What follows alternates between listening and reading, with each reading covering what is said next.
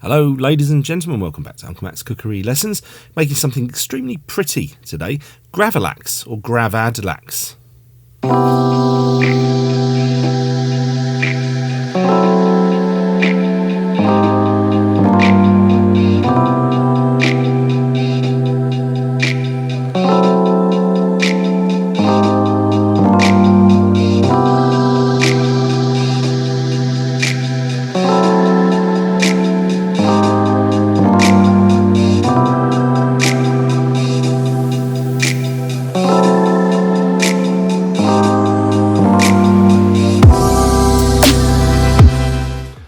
Hello, in this video I'm going to be making something incredibly simple, but something you probably haven't thought about making yourself. Curing some fresh salmon fillet. The dish is called Gravadlax, or gravlax, quite often it's just referred to. And I've got some salmon fillet, skin on, some salt, some sugar, and some dill. That's it. Okay, for this recipe I've got a nice thick piece of salmon. So it's salmon fillet from the thicker end, not the tail end, and the full recipe is on my website, unclematscookerylessons.com. Skin on I think is better, but you can use like sort of what might be already prepared as salmon loin and it would work as well, but I like it this way. Remove any pin bones that may be in there, so this is where they will hang out, and when you do that just sort of squeeze and pull rather than yanking them out, because you might snap them and they're stuck in there. And I'm just checking for any more. No, they're gone. The fishmonger had obviously removed them but just left that one. And now I'm removing a bit of the flank. I'm doing this because it is thinner, and as we're using a cure for this of salt and sugar, that bit there would just get over seasoned. It would taste quite unpleasant and too salty, so that's why I removed that, and I cooked it and ate it. It was nice. In that bowl there, equal parts sugar and salt, and lots of pepper and some dill. That's my recipe. The salt and the sugar is the main thing.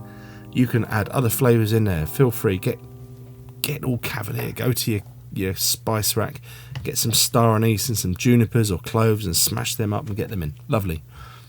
But I went a bit more classic today. So then a couple of layers of overlapping cling film to wrap this thing up, about a quarter of the cure in a piece of salmon shaped on the bottom to sit the salmon upon it, and now cover it with the cure. Timing is crucial with Gravadlax. So there are recipes where the measurements of salt is so accurate and it's designed so that it stays on there and you'll cure it for say up to 3 days perhaps. This one is more overnight or even an afternoon cure. So you can be a bit more liberal with the measurements of the salt and sugar because it's not going to have as much contact time with the salmon. This one for me 8 hours, and that was spot on. So you see me there just wrapping up this lovely pretty piece of salmon, putting it into a tray to collect the water that is going to come out of it. Find some sort of dish to press it down, and a couple of tins. I chose ones from Waitrose because I is well posh. Now chopping up some dill. So this is 8 hours later, after me and my lovely lady had a great day out in Bath, the beautiful city of Bath in the west of England. Saw the Christmas lights there. It was pretty nice. Everyone was wearing masks. It's a bit weird, isn't it? But there you go. Unwrapping this thing now, so you can see there the difference from the piece of salmon that went in to what it is now. Now it's just 8 hours. I could have left it in for another few hours, 12 hours perhaps. I don't think any more than that, but I was happy with it. I saw the amount of liquid come out and that was good for me. That is now a cured piece of fish. You could just get chowing down straight away into it, but I want to add some other flavours. So after giving it a wash off to get rid of the excess salt, I give it a nice thorough dry with a clean tea towel. And now we're gonna add the other flavours. So once we've got some cling film down, that is some Dijon mustard. Just give that a really nice liberal brushing. That serves two purposes: flavour, but it also acts as a kind of glue to let some other things adhere to the surface. Things such as lemon zest. Don't put any lemon juice on this. You don't want any acidic liquids going in there because that will actually cook it. It will go that pale pink colour of cooked salmon rather than this lovely raw looking salmon, but it's not raw, it's cured. It's good to eat. and then a liberal covering of chopped dill, and that was some gin. I think the recipe on my website, link in the description, says vodka, but I just used some gin because that's what we had. So whiskey would be very nice too. So this very simple dish to make is almost there, really. The work is almost done anyway. Just got to wrap it up very well. I decided to wrap it up a bit more tightly with some extra cling film. And then this beautiful thing is going to go back into my fridge for 4 days in this case, and it was ready in time for Christmas Day. So just wrap up your Christmas present, stick it back in the tray, cover it with the same dish again, and some, for continuity, let's use the same beans, but let's just lie them on the side. So this is Christmas Day morning. My lady is still asleep in bed and I'm busy downstairs filming. I wanted to make some Melba toast. Anyone remember this stuff? So that's some rye bread, because that's traditional to serve with Gravadlax, especially in Sweden.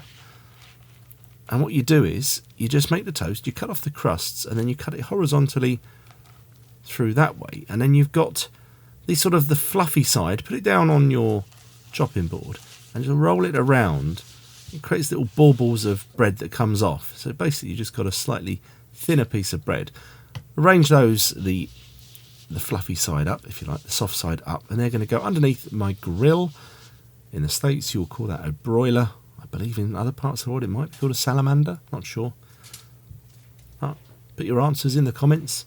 And under it goes. Speed that up a little bit because it looks really snazzy. And we've got some beautiful Melba toast to go with this beautiful bit of Gravadlax, which I'm going to cut for you in a minute. So let's open up this wonderful Christmas present to reveal just, I don't know, just something really pretty. There's something about the colour of salmon anyway, isn't there? And with the green on there, it just, yeah, I'd show it to you like that because I was quite proud of it really, and it just looks wonderful. So we're going to carve it.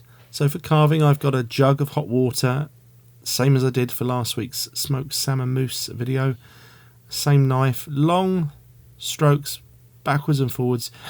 You start off, you get your eye in, and we've got a piece of salmon here that's enough really for a starter for, I'd say, at least 8 people, because you only have these thin slices anyway. And you'll get the hang of it. You'll get backwards and forwards, keep your knife sharp, keep it clean using the water. And so it comes from Sweden, Gravadlax.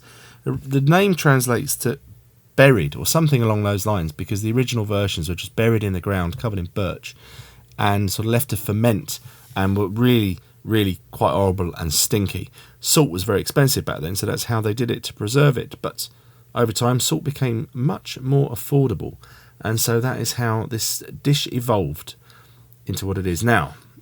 And there's a handsome chap in it, looking very serious, carving away. Yeah, well done, Uncle Matt. Nice slice there. And now let's present this. It's hard to get this wrong, but this is definitely a nice way. I've got a slate there, some lovely fresh rocket, and just draping these little slices, and they just look nice. And back over to me for the tasting. All right, Gravadlax, however you want to say it really, I don't think it matters. It looks fantastic. Very pleased. It's just one of those things that if you don't know how to present it, just sort of throw it down on top of some lettuce or some rocket and it just looks nice. Going to use the dressing from my last video, which would just be absolutely perfect on this. Need a teaspoon. Bit of that on there, lovely. Just go in straight away for a bit of this, like that, with a bit of lettuce, with a bit of rocket.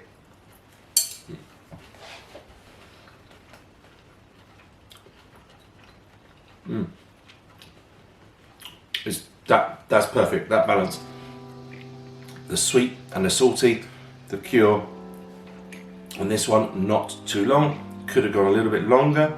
I've done it before, I've accidentally gone far too far with it, and it was really big. So be careful with that, But I'd say that was 8 hours. That's spot on. Right, let's try it with some of this lovely potato salad.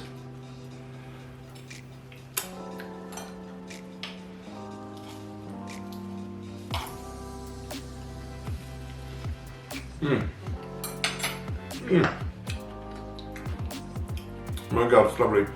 Okay, bit of beetroot relish. And of course, with this retro, if anyone remembers this stuff,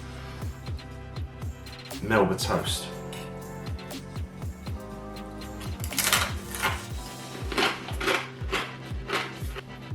That's so nice. Okay, so I'm filming this on Christmas Day, this bit. This will be going out on New Year's Day, so a very happy New Year to everybody. Let's hope it's a bit better, eh? And thank you very much for watching my cookery channel, my humble little cookery channel. I really appreciate you being here, and yeah, see you soon. Bye.